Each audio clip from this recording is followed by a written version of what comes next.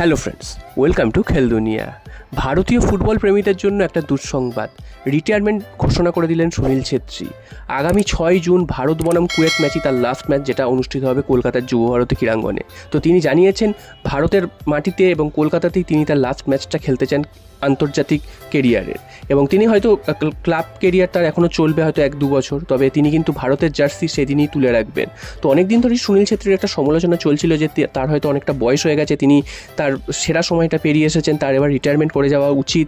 তো অনেকেই সেটা বলেছিল। তো তারপর কিন্তু এই ডিসিশনটা, তো এই ম্যাচটাই শেষ ম্যাচ হতে চলেছে এবং সেটা কিন্তু কলকাতার যুব ভারতী ক্রীড়াঙ্গনে হবে। সেটাই কিন্তু সবথেকে বড় ব্যাপার এবং এত দর্শকের সামনে তার রিটায়ারমেন্ট হবে, সেটাও কিন্তু একটা বড় ব্যাপার। তো সুনীল ছেত্রীর কেরিয়ার, তার অসংখ্য গোল রয়েছে ভারতের জার্সি গায়ে। তিনি কিন্তু মেসি রোনাল্ডোর পরেই রয়েছেন আন্তর্জাতিক গোলের ক্ষেত্রে এবং সেটাও কিন্তু একটা বেশ বড় মাইলস্টোন। তো এরকম অনেক মাইলস্টোনের সাক্ষী সুনীল ছেত্রী। তো সেই সুনীল ছেত্রী এবার অবসর ঘোষণা করে দিলেন। তো তোমাদের কি মতামত তোমরা অবশ্যই কমেন্ট করে জানিও। তোমরা কি আরও সুনীল ছেত্রীকে দেখতে চাইছিলে ভারতীয় দলে, নাকি তার এই ডিসিশনটা সম্পূর্ণ ঠিক? তবে আমার ব্যক্তিগত মতে মনে হয় এই ডিসিশনটা একদমই ঠিক, কারণ সুনীল ছেত্রী অনেক দিন ভারতীয় ফুটবলে সার্ভিস দিয়েছেন। এবার তার ব্যাটন অন্যদের হাতে তুলে দেওয়া উচিত এবং সুনীল ছেত্রী ছাড়া ভারতীয় ফুটবল কেমন খেলে সেটাও তো দেখতে হবে এবং তার জায়গায় তার যোগ্য উত্তরসূরি কারা সেটাও দেখে নিতে হবে।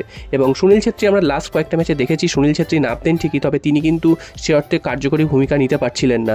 তিনি বারবার আটকে যাচ্ছিলেন এবং তার বয়সটা একটা হয়েছে সেটাও কিন্তু বোঝা যাচ্ছিল। তো সেই দিক থেকে দেখতে গেলে সুনীল ছেত্রীর এই ডিসিশনটা আমার মতে একদম সেরা ডিসিশন এবং সঠিক সময়ে যে এই ডিসিশনটা নিয়েছেন। এবং ক্লাব ক্যারিয়ারে তোমরা এখনও সুনীল ছেত্রীকে দেখবে হয়তো আরও 1-2 বছর, যেরকমটা জানালাম।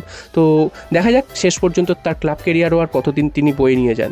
এরপর চলে আসি আরও একটা খবরে, সেটা হচ্ছে আপুইয়া নিয়ে। আপুইয়া মোহনবাগানে আসছেন না বা মুম্বাই সিটি এফসিতে থাকছেন নাকি ইস্ট বেঙ্গলে যাচ্ছেন, এটা নিয়ে জল্পনা চলছে। তো তোমাদের জানিয়েছিলাম যে ইস্ট বেঙ্গলকে অনেকটাই টেক্কা দিয়ে মোহনবাগান আপুইয়াকে নেওয়ার দৌড়ে এগিয়ে গেছে এবং 80 থেকে 90% প্রায় কনফার্ম হয়ে গেছে।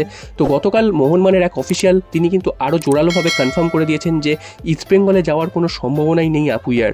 যদি আপুইয়া মোহনবাগানে আসেন তো ভালো, আর যদি না হয় তাহলে কিন্তু তিনি মুম্বাই সিটি এফসির মধ্যেই থাকবেন। অর্থাৎ মোহনবাগান এবং মুম্বাই সিটি এফসি এই দুই দলের মধ্যেই কিন্তু আপুইয়াকে নিয়ে দড়ি টানাটানি চলছে। তো আপুইয়াকে নেওয়ার ক্ষেত্রে তোমাদের গতকালই জানিয়েছিলাম যে প্রায় 2.5 থেকে 3 কোটি টাকা ট্রান্সফার ফি দিতে রাজি রয়েছে এবং সেই ট্রান্সফার ফিটা মোহনবাগান দিয়ে দিলে আপুইয়া কিন্তু মোহনবাগানে চলে আসবেন। এবং যত ট্রান্সফার ফি হোক না কেন, মোহনবাগান কিন্তু কোনোদিন ট্রান্সফার ফির জন্য কার্পণ্য করেনি এবং সেই ট্রান্সফার ফিটা হয়তো দিয়ে মোহনবাগানই তিনি আসছেন এবং তার সাথে অ্যাডভান্সটা যে কথা চলছে সেটা গতকাল মোহনবাগান ম্যানেজমেন্ট সূত্রেই কিন্তু জানা গিয়েছে এবং সেটা কালকেই ভাইরাল হয়ে গেছে যে আপুইয়ার সাথে মুম্বাই সিটি এফসির একটা বিরাট দড়ি টানাটানি চলছে। হয়তো মুম্বাই থেকে ছিনিয়েই নিয়ে চলে আসবে মোহনবাগান, যেহেতু ট্রান্সফার ফিটা মোহনবাগান দিয়ে দেবে। যে যদি ওই পরিমাণ ট্রান্সফার ফি দিতে পারে তাহলে কিন্তু মুম্বাইয়েরও সম্ভব না তাকে আটকে রাখার। তো তোমাদের কি মনে হয় যে আপুইয়ার মোহনবাগানে আসাটা জরুরি নাকি তার জায়গায় জিকসেন সিং আসা জরুরি? গতকাল এই প্রশ্নটা রেখেছিলাম, তো আজকেরও এই প্রশ্নটা রাখছি, তোমরা অবশ্যই কমেন্ট বক্সে উত্তর দিও।